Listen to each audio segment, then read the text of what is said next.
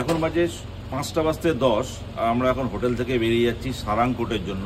গাড়িগুলোকে রেসে দিয়েছি, ফুল বুটিং হচ্ছে, গরম হচ্ছে ইঞ্জিনটা। তো আমরা এখনই সবাই বেরিয়ে যাব। এখান থেকে সারাংকোট 9.5 থেকে 10 কিলোমিটার। তো সারাংকোটের থেকে সুন্দর ভিউ পাওয়া যায় অন্নপূর্ণা রেঞ্জের। তো চলো নিজেরাও দেখি, তোমাদেরকেও দেখাই।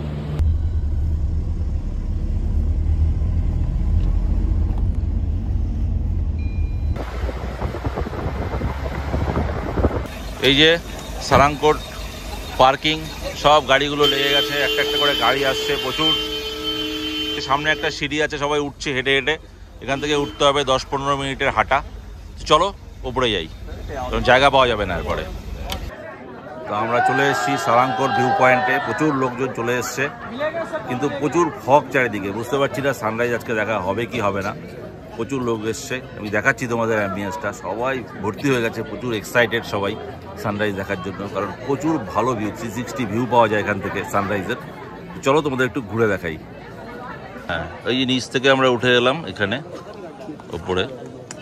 এখানে একটা বড় গণেশের মূর্তি তৈরি হচ্ছে। এই মন্দিরও নতুন তৈরি হচ্ছে, এখনো হয়নি। অনেকগুলো মন্দির তৈরি হচ্ছে, মানে নতুন করে সাজানো হচ্ছে জায়গাটা অ্যাকচুয়ালি বেসিক্যালি। এই দেখো লোকজন সব বসে গেছে। এই দিক দিয়ে সানরাইজ, এই পুরো ভিউ এখান দিয়ে কিন্তু পুরো অন্নপূর্ণা রেঞ্জ আসে। সবাই বসে আছে কিন্তু অন্নপূর্ণা রেঞ্জ দেখার জন্য। জানি না কতটা সফল হব আমরা। দেখো বাহ,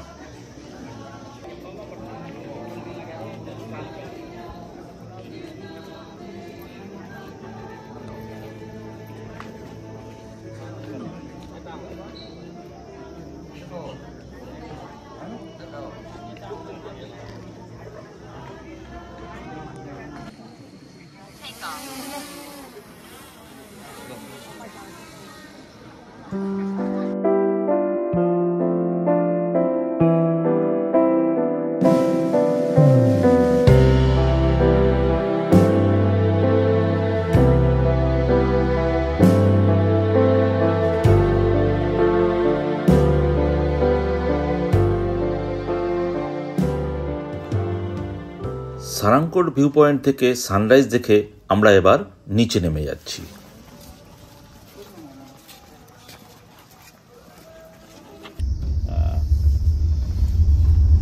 তো সারাংকোটের ভিউ পয়েন্ট দেখে এখন আমরা নিচে নামছি ধীরে ধীরে। সবাই চলে গেছে, আমরা ধীরে ধীরে নামলাম। রৌদ্র উঠে গেছে এখন। তো এখন আমরা যাব হচ্ছে ডেভিস ফল, পোখরার একটাই একমাত্র ওয়াটারফল যেখানে সবাই যায়, টুরিস্ট অ্যাট্রাকশন। চলো, এখান থেকে 13 কিলোমিটার এই সারাংকোট থেকে, মানে ওই সিটির কাছেই, আবার সিটিতেই যাচ্ছি আমরা, পৌঁছচ্ছি। ওখান দিয়ে গিয়ে 2-3 কিলোমিটার। চলো যাই। একটা কেভ আছে ওখানে, তো এই দুটো কিন্তু একসাথেই আছে পাশাপাশি।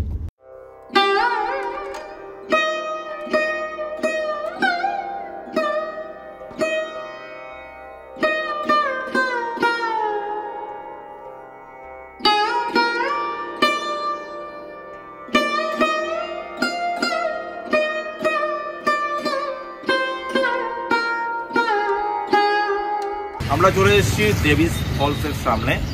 তো এখানে গাড়িটাকে আমরা পার্ক করালাম রাস্তার ওপরেই। আর এই যে পেছন দিকে এই দিকটা দেখাই, এই যে এখানে এই যে গেটটা দেখা যাচ্ছে, এটা হচ্ছে এখান দিয়ে ঢুকতে হচ্ছে কেবে, পরিষ্কার লেখা আছে গুফা। আর হচ্ছে ঠিক উল্টো পারে রাস্তা, ওই পারে হচ্ছে ডেভিস ফল। চলো আমরা ডেভিস ফলটা আগে দেখি। চলে এসেছি আমরা ডেভিস ফলসের সামনে, এন্ট্রি গেটের সামনে।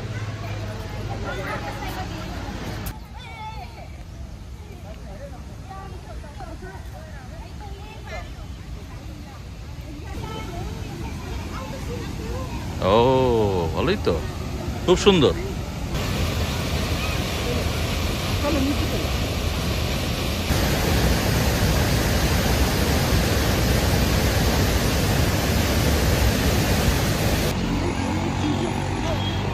গুপ্তেশ্বর মহাদেব কেবে এবার ঢুকছি ডেভিস ফলস দেখে। চলো, এই যে এইদিকে 20 মিটার ফ্রম হিয়ার গুপ্তেশ্বর গুফা।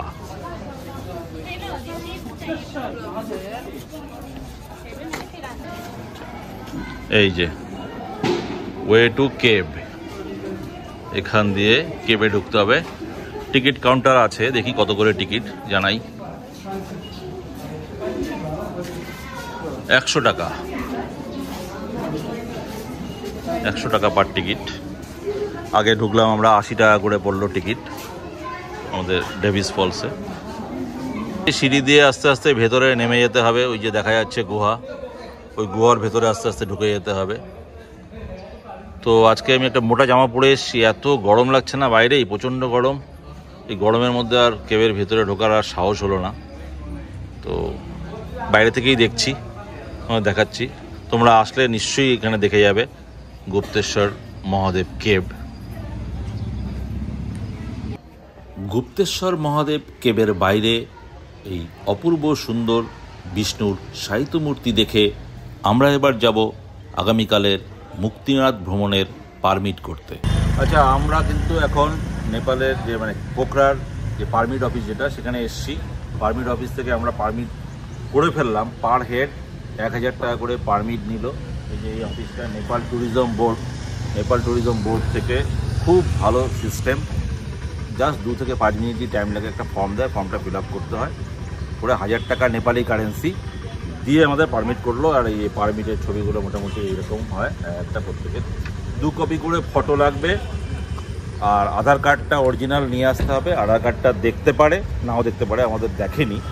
তো যদি কোনো ভুল টুল হয় নেমের স্পেলিংয়ে, তাহলে আধার কার্ডটা দেখে, আদারওয়াইজ কিন্তু আধার কার্ড দেখবে না। এই যে আমাদের গাড়ি, এই গাড়ি নিয়ে এসেছি আমরা, এখন গাড়িতে করে ফিরে যাব হোটেলে, তারপরে ঘুরতে বেরোবো। ফ্রেশ হয়ে যা যা করা, ফ্রেশ হয়ে গেছি, খেয়ে দিয়ে লাঞ্চ ফাঞ্চ করে তারপরে ঘুরতে বেরোবো। তো চলো এবার, কালকে আমরা যাচ্ছি মুক্তিনাথ, সাথে থাকো, দারুণ একটা অ্যাডভেঞ্চারাস ট্রিপ হতে যাচ্ছে। সন্ধ্যার কিছু আগেই আমরা হোটেলের পেছনের ছোট্ট গেট দিয়ে বেরিয়ে ছোট্ট একটা মাঠ পেরিয়ে সোজা চলে এলাম ফেওয়া লেকের ধারে। দেখো কত সুন্দরভাবে সারি সারি বোট সাজানো রয়েছে। চলো একটু বোটিং করে নিই। এই যে শুভঙ্কর চলে গেছে কাউন্টারে, এখানে টিকিট কাটতে। আমাদের 2টো বোট লাগবে, 2টো বোটে আমাদের 1800 টাকা লাগবে নেপালি কারেন্সিতে। তো আমাদের হাতে বেশি সময় নেই, একটু পরে বন্ধ হয়ে যাবে। তো দেখি তাড়াতাড়ি করে টিকিটটা কেটে উঠে পড়ি বোটে। ছেড়ে দিল আমাদের বোট, সানসেট হতে যাচ্ছে। ওই যে ওপরে কিন্তু পিক দেখা যাচ্ছে, অন্নপূর্ণার পিক। বোটিং শেষ করে আমরা তাড়াতাড়ি চলে এলাম তালবরাহি মন্দিরের সামনে ফেওয়া লেকের ঘাটে, যেখানে অলরেডি শুরু হয়ে গেছে সন্ধ্যা আরতি।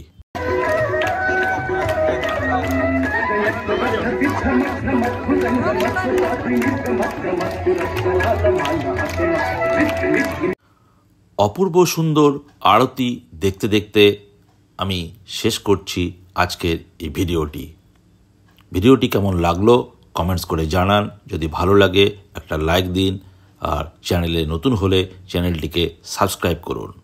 তবে শেষ করার আগে আরেকটা কথা অবশ্যই বলছি, কাল আমরা বেরিয়ে যাচ্ছি এই নেপাল ভ্রমণের সবচেয়ে রোমহর্ষক জার্নিতে মুক্তিনাথ দর্শনে। তো সাথে থাকুন, অবশ্যই পরের ভিডিওটি দেখবেন। তাহলে দেখা হচ্ছে পরের ভিডিওতে। নমস্কার।